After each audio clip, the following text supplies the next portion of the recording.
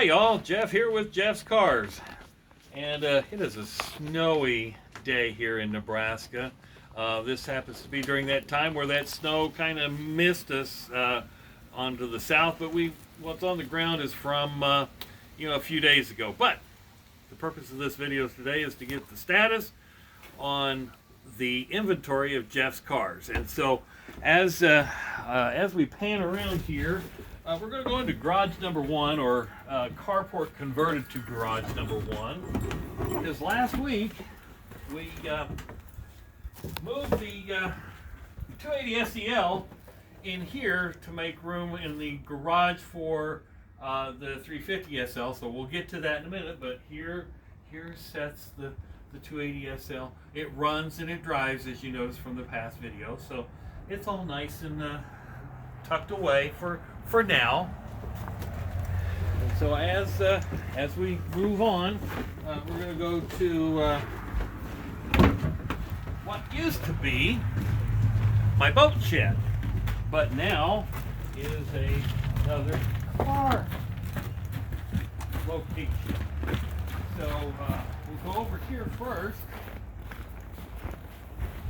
and behind door number 2, and no, we're not making a deal either, in lies the 300 SL, nicely tucked away for the winter. However, the only thing I haven't done on this one, and I should, is put a battery maintainer on it, but it's all nice and tucked away.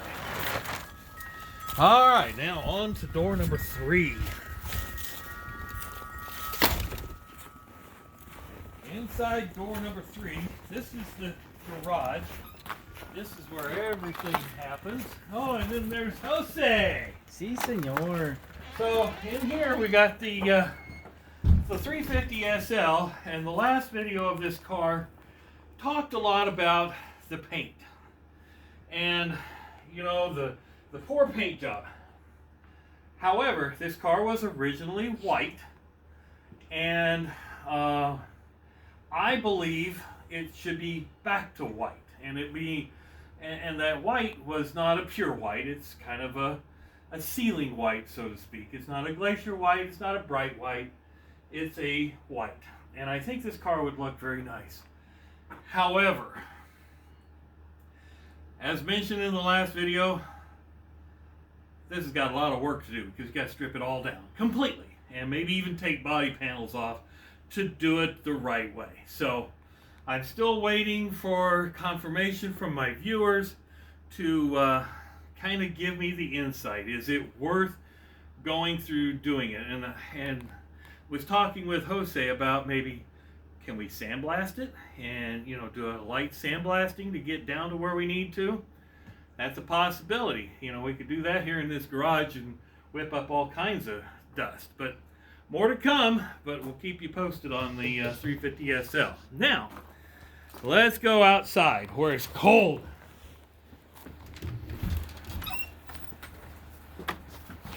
After you, Jose. All right. And I'm going to put some gloves on this time. And we got a lot of cars sitting around here, but you know, Sunday's family day at the Jeff's Cars and Garage. But here sits the GL350. Actually took this out and drove it today. Hadn't been started in a week. Seems to drive fine. So no further issues on this. But if you want to find out the issues, go back several videos, because I've had this car about 6 months, and now that I think we've got it sorted through, I think we're in good shape. Next. Obviously, this is not a Mercedes. Oh yeah, well, that's other daughter's Ram truck, but tucked away, unfortunately sitting outside right now, under this cover is the 560 SL. And this is the baby, and it looks like, you know, might have got a little moisture underneath the cover, but that's where she's going to sit.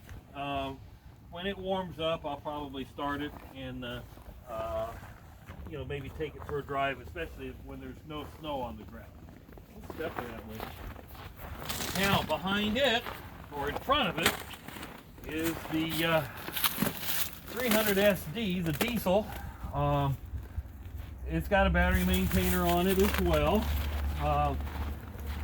Along with the 560's got a maintainer. Oh, better get that hood star upright. There it sits, both of them with battery maintainers on them. Probably when it warms up a little bit, I'm going to start this one up as well.